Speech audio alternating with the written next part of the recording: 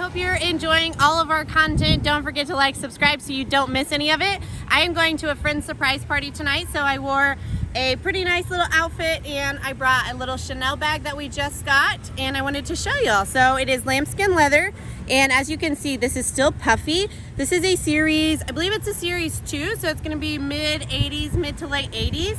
And it's just really cute. It's not too large, but I'll show you what fits inside. It does fit my phone, which is the large Pro.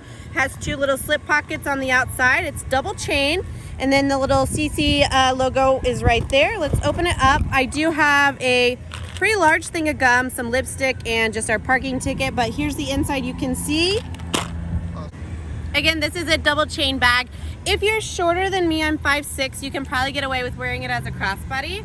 I personally wouldn't. I really like it as a shoulder bag, but you could if you absolutely wanted to. Again, this one is on our website, brand new. We just got it in, milkandcollection.com. And again, don't forget to like, subscribe, comment below. Let me know what you think of this super cute Chanel camera bag.